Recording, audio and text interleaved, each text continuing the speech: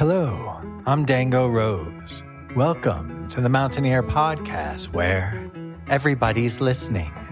The Mountaineer brings you the latest news of the Peak-to-Peak region, in print, online, through our podcast, social media, and special publications. Now, listen in to the latest news of the area with our local journalists.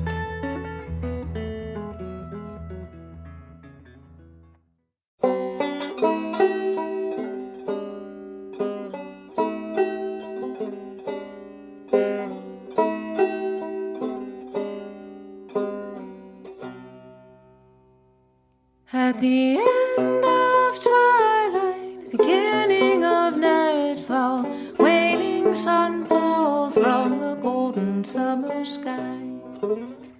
Welcome back to the Mountaineer Podcast, where everybody's listening. I'm Barbara Hardt.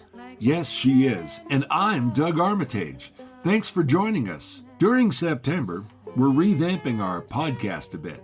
Please hang in there as we navigate what listeners are asking for and how we can provide that. The intro music is provided by Anya Hinkle, a bluegrass and folk musician who grew up in Appalachian Mountains of Virginia. Currently residing in Asheville, North Carolina, she toured Colorado in August. This song is her latest single, Coming Home. But in my mind, I'm always coming home. This episode is brought to you by Brightwood Music, Kaleidoscope Fine Arts Gallery, Caribou Village 4th Friday, Hardt's Backhoe Service, and of course, the Mountaineer newspaper. Our first story of the week is Jamie Lammers interviewing Zizania Music. Take it away, Jamie. Hello, my name is Jamie Lammers, and this is my interview with Erin Gale Friedman and Josh Schnabel of the band Zizania Music. I'm Erin Gale Friedman, and I sing for Zizania Music. And I am Josh Schnabel, and I play guitar and do a little bit of vocals for Zizania Music. And I hear that you two are performing at the Very Nice Brewing Company very soon. Yes, which will be very nice.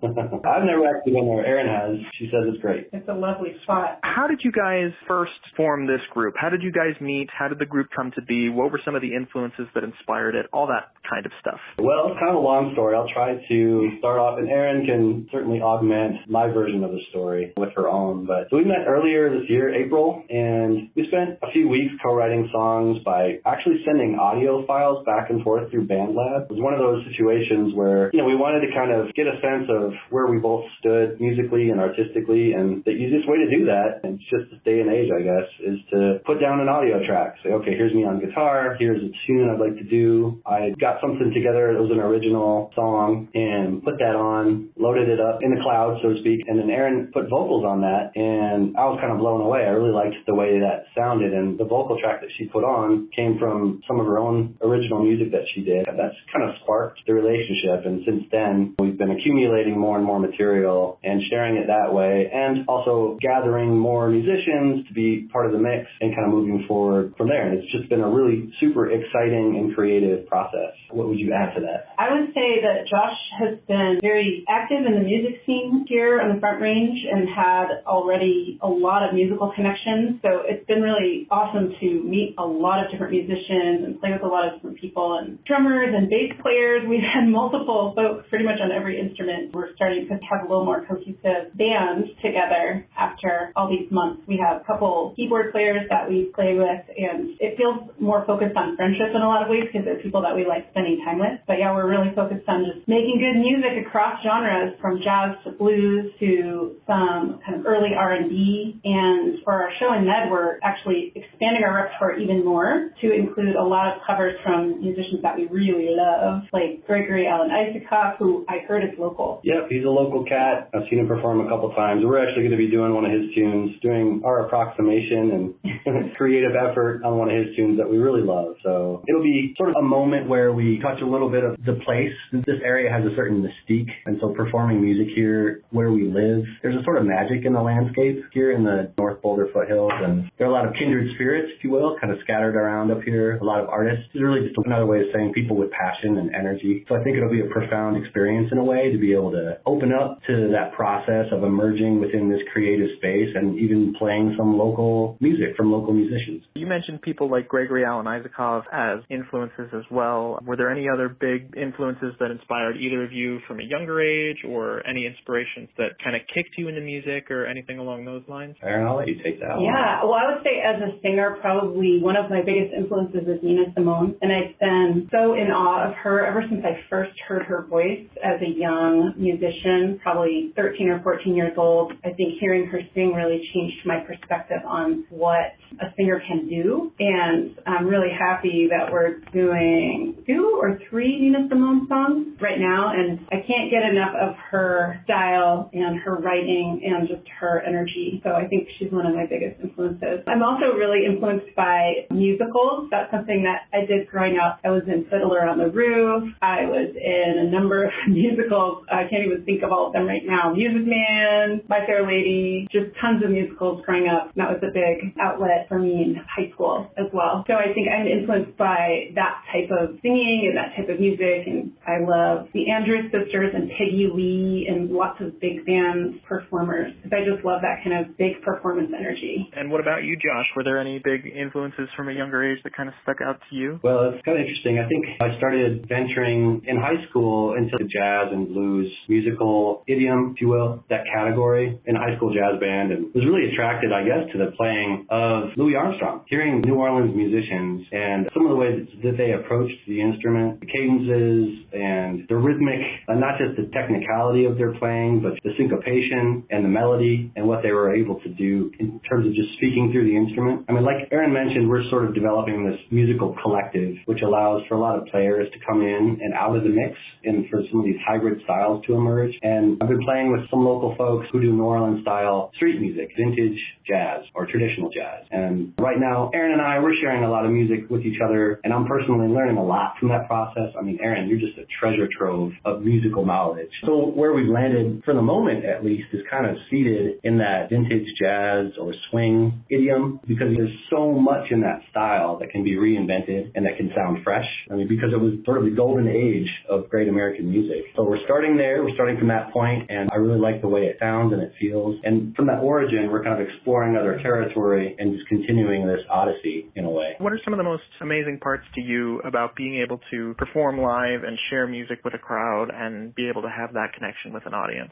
I feel like quoting the lead guitarist in Almost Famous when Cameron Crowe character asks him what he loves about music, and he goes, to start with, everything. Yeah. I mean, I love recording music too, and it's actually been really fun rehearsing with these excellent musicians and kind of having that workshop space. But for me, the performance and the sharing of music that we love or music that we've written is like my purpose for being on this planet. And it's so joyful, and it's such a wonderful way to be together, and especially after the pandemic and being separate as musicians, which is something I think that Josh and I both experienced, maybe me more than you, I don't know. But being kind of in your basement, recording tracks, maybe sharing them with your friends on text or WhatsApp, but not having that opportunity to be out together and perform in a space of shared enjoyment and creation was just very, very hard on musicians. I'm sure you've heard that from a lot of folks that you've talked to. Kind of felt like a part of me was missing for that 2-year period. So being able to come back out and be in those shared spaces and share music that we love is just so incredibly rewarding. Yeah, I'll just kind of use that as a jumping off point. I mean, when I think about our purpose as performers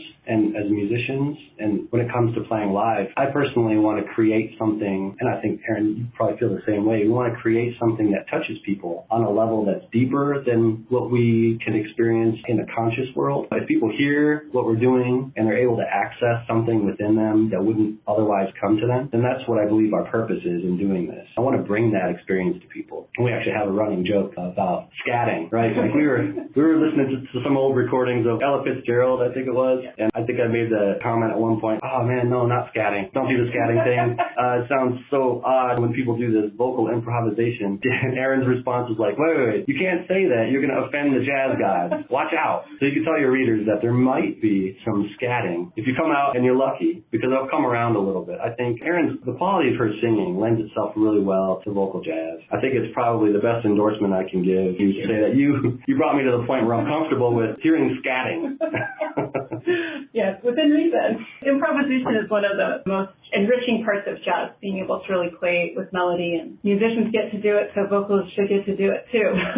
That's right, yeah. Everybody has their own take, though. So solos aren't just for that kind of instrument. It's also for your vocal instrument. Is there anything just in general that you guys hope that the audience members will be able to take away from the show when they come and see you? Well, the last time we performed, several people, not just one, but several people came up to me on step breaks or after the show and said, the energy that you bring is so amazing. It's so great. And people were asking us to come play at their house or at their business. And I mean, it was great. So I think that we have an intentional energy that we're bringing to the performance space that is uplifting and it's joyful and fun. And that's what we are for sure bringing to the Very Nice Brewing Company in a couple of weeks. Yeah, I think this kind of music has a real quality to make people feel kind of a vibe where they're having fun. Vintage jazz is fun. We'll do some of that and we'll do some modern music too. It'll be a good mix of sort of the old and the new. I just think bringing that to people could be transformative. I like the notion of someone maybe wandering in off the street, right? And they come in and they hear a song that they like. Maybe the rest of what we play doesn't really affect them one way or the other, but maybe they hear a song and they're like, oh, I love that one. And it kind of touches them in a way that we're affected. And that's why we chose those songs, because they affect us in a way where we want to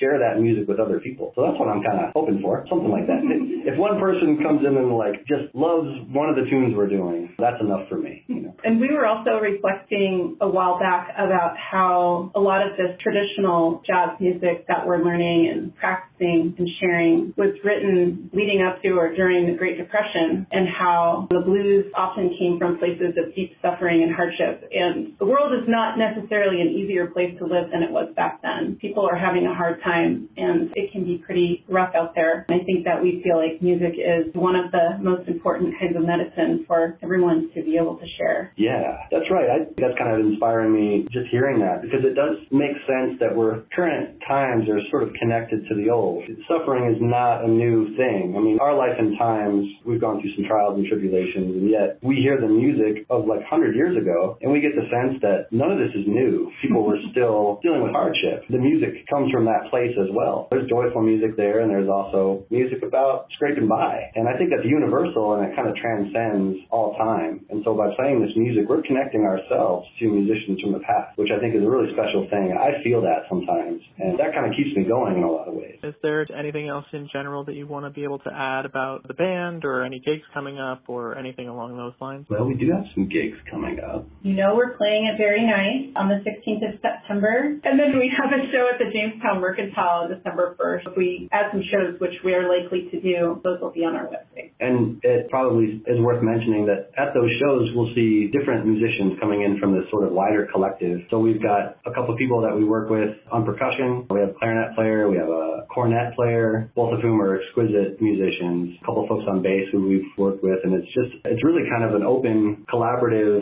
culture. It's a group of folks who all love the same thing and want to do that music together. So that's kind of how we envision this moving forward too. So not any two of our shows will be the same, I guess, is the takeaway. I don't know. I think those are all the big questions I have on my end. Okay, cool. Well, thanks again for making time for this. It's been a cool experience to get to share our creative process and some of our passion. Yeah, and thank you so much for coming on board and joining us for the podcast. This was awesome. You're welcome. Thanks for having us. Thanks, Jamie. For sure. Thank you so much to Aaron and Josh for coming on board and joining us for the podcast. Thanks, Jamie. Now to the news desk. In the past few weeks, we have covered all of the candidates running in the local Gilpin County election. Check out the stories in the September 15th edition in print or online. As well, we have our weekly music column, the only print music listing to cover the entire Peak-to-Peak region. This month also features several Keep It Local stories, Gilpin and Nederland government stories, updates on the Nederland Police Department, our weekly nature columns, and much, much more. For our next story, Jamie Lammers interviews Lori Kinczel about the Nederland Middle Senior High School involvement with the Ironman competition this year. Off you go, Jamie.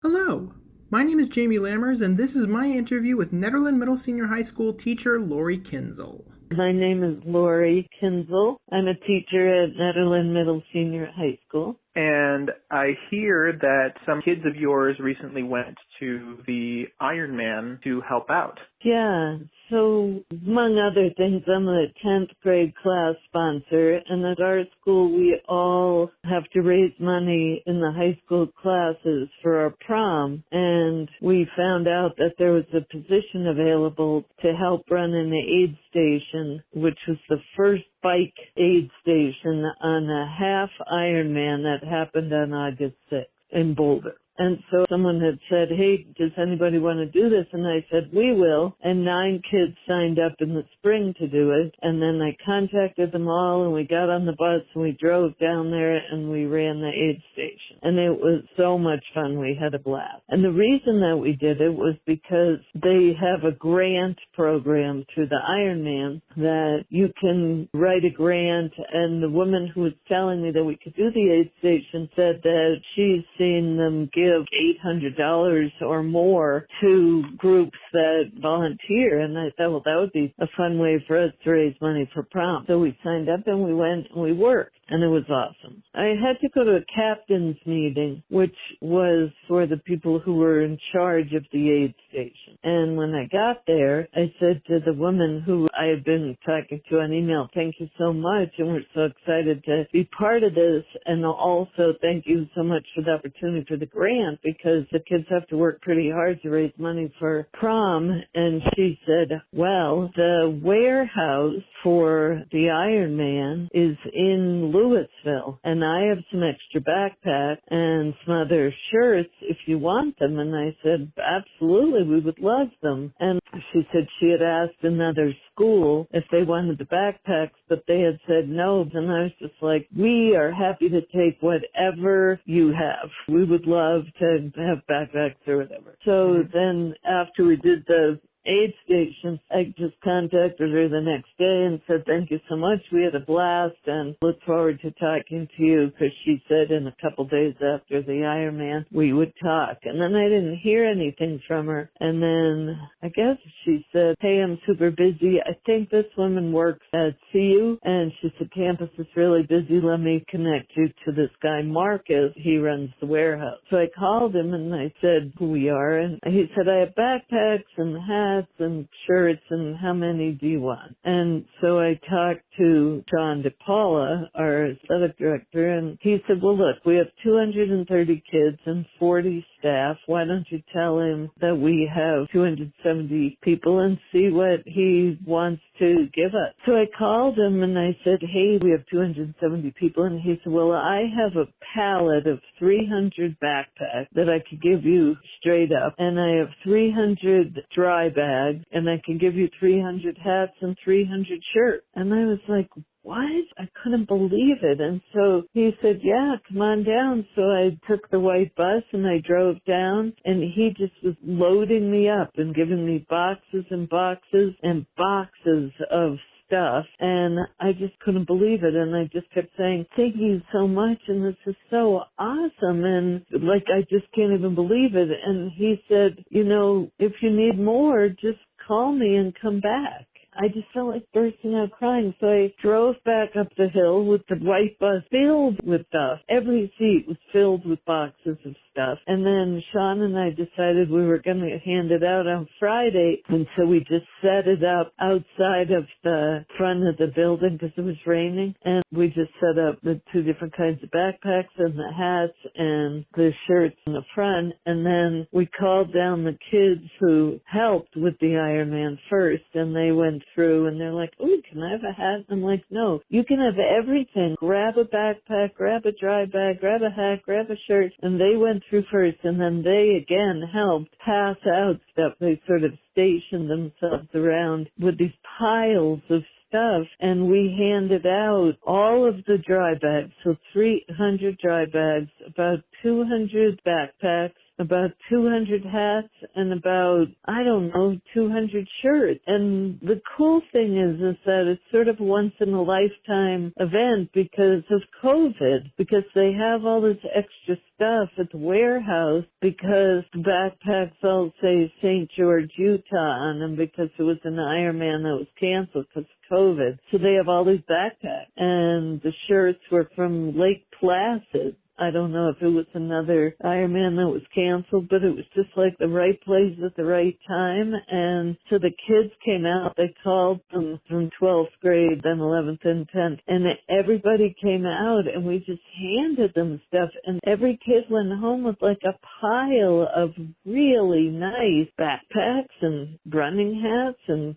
shirts. It was so cool. And all the staff got them, the custodial staff, the secretaries and treasurers and everything, and all the teachers came and grabbed stuff, and it was just such an exciting whole experience. It was awesome. So I just want to give a big shout out, a huge thank you to Ironman, because they may have a ton of extra stuff and they have events. I mean, Ironman is an incredible event.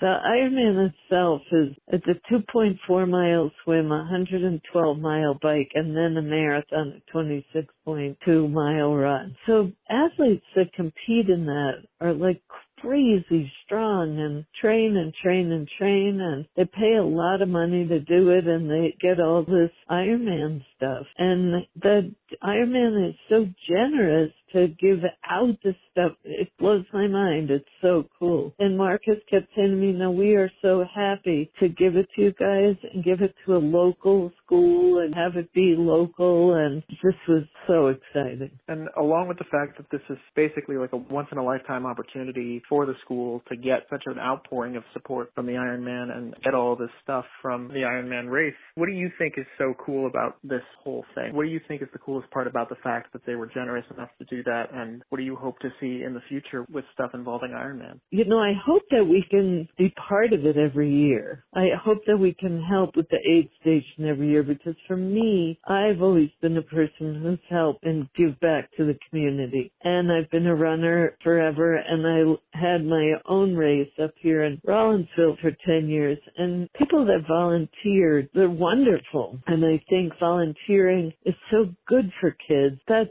first thing. So I hope that working hard and giving back is something that the kids learned from it. We worked really hard, and it was really fast-paced. I think there were about 3,000 people that participated in this. It was a half Ironman. So we were just like cranking, giving out water, giving out Gatorade, giving out snacks. We were really working hard, and I think that's really good for high school kids to just give like that. So I hope that we have the opportunity to work at the Ironman every year. That would be awesome. And use that as a fundraiser for prom every year. That would be great. What do I think the coolest thing is? We just don't have opportunities like that up here, where maybe in the bigger schools stuff like that happens a lot, but I don't feel like that happens that much. And I think the kids really appreciated it and didn't take it for granted and just were super psyched. So all of that, I think, was the best part.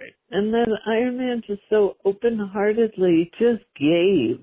And just to double check, this is the first time you guys have done anything for the Ironman as well, right? Yes, we have a new PE teacher. Her name's Anita Wilkie. She's been the captain of this aid station for some number of years before this year. And she had to go do a wilderness first aid training that week. And so she was in Leadville, and she couldn't do it. And that's why she offered out to the staff, does anybody want to do it? So she was our connection. And as soon as I saw it, I thought, yes, like, of course.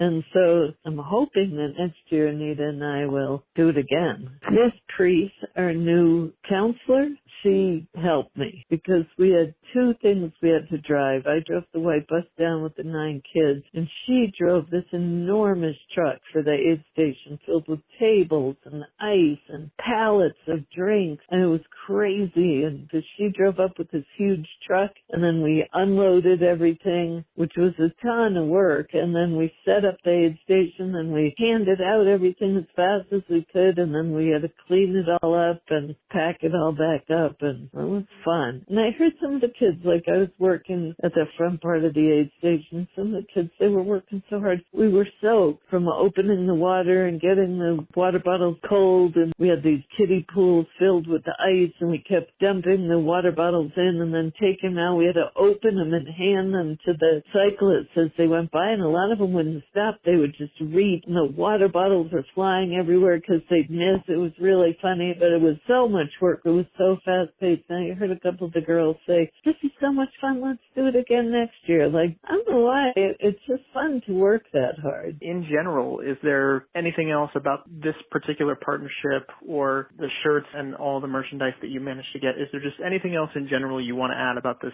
really great once-in-a-lifetime thing? You know, I think that being an athlete and actually training up to do something like an Ironman is incredible. And I also think that being willing to, I met the kids at 6 a.m. on a Saturday morning. Before school even started, they all showed up. We got in the bus. We went down there and worked really hard. I just think that's really inspiring to me, too. And I went to work 6 days of district meetings and all these meetings, and a lot of the teachers were just dragging. They were just like, ugh, meetings are so hard to sit through, and we can't wait to see the kids. We always are all like that. But I was so pumped because I just spent that day with the kids and seeing them. And, you know, there's one more thing that's sort of an aside, but it's just about Netherlands. I took 9 kids to Costa Rica at the beginning of the summer in June. And we went on a work trip, and we went to the poorest part of Costa Rica that I've ever seen, and I lived down there for a year. And we went to help at a school. We painted a school, we built garden beds when we lived with families, and we were gone 2 weeks. And it was hard work, and it was cold, and it was rainy, and the kids were all staying with families whom mostly nobody spoke any English. I mean, for me, it was amazing because I loved that, but I think it was hard for the kids. They did an awesome job. Supposed to be at the school doing the project for 9 days, and on the 6th day, I realized that the people that were organizing the work were sort of acting funny, and I said, "What's going on?" And they were saying, "Well, we're running out of work." And I said, "Well, why?" And they said, "Well, a lot of times we have kids come with schools and they don't show up on time, and the kids don't want to work, and they take a lot longer to finish a project, and we just figured you guys would be like that, and you guys are working so hard and so fast, we're running out of work for you to do. And we're going to have to sort of regroup to figure out how to use your time effectively." And so we regrouped and we did some other stuff, and it was awesome. And then we did this Ironman thing, Jamie, and it was the same thing. Like, I never said to the kids, "I want you to act right or step up or work hard," or I never said anything. The kids just have such a strong work ethic. They got out there and they worked. And we had to clean up all the garbage, and like, they were sticky and wet and it was hot. They never complained. They just had a blast. They worked really hard, and it's something I'm just so proud of. I'm so proud of the kids that go to our school. Like, they just have a great work ethic. And of course it's not everybody all the time, but in general, something about this community has taught the kids up here that you go and you put your best foot forward and you do a good job and you work hard. I'm just so proud to be part of this community and that school and to be a teacher there. Thank you so much for coming on board and joining us for the podcast. This was really great. It's very exciting in general. Well, you're welcome. Thank you for asking me to do it and for taking your time and getting this out. Thank you. And I just want to give huge shouts out to Ironman and all those kids.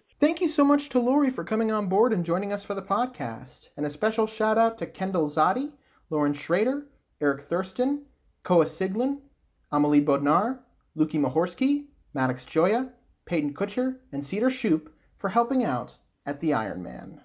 Thanks, Jamie. Did you know every week you can check out the Backdoor Theater movie on their website at www.thebackdoortheater.org. Friends, the Gilpin County Democrats hold monthly meetings in person on the fourth Thursday of each month, at the Gilpin County Library from 6:30 to 8:30 p.m. Contact gilpindemschair@gmail.com with questions. Peak-to-peak musicians and artists, the Mountaineer is looking for you. We're looking for our October and November featured musicians. Would you like a feature story in the Mountaineer for print, online, and podcast editions? These are all completed through email, phone calls, or occasional in-person interviews with our journalists. Interested? Check out our contact information at the end of the podcast. Fall is here, and Brightwood Music in Nederland has cases to protect your instrument. Strings, reeds, books, accessories, and more. Brightwood has what you need for touring or aspiring musicians in your life. Brightwood Music is family-owned and operated and has been a Nederland staple for all of your music needs since 2009. They are located at 20 East Lakeview Drive, Unit 109 in Nederland, and can be reached at 303-258-8863. Check them out on Facebook at Brightwood Music. The Gilpin County Republican meetings are on the first Thursday of the month at 7 p.m. at the Gilpin County Library. You can contact them at gcrcgilpin@gmail.com. Is your business interested in being a podcast sponsor? We have sponsorships available starting at $30 per week. The podcast reaches a different audience than the print or online edition of The Mountaineer. Did you know that the Gilpin County and Nederland area seniors have their scheduled events in print in the Mountaineer each week? Looking for meals, movies, grocery shopping, and more? It's right there between pages 4 and 5 each week.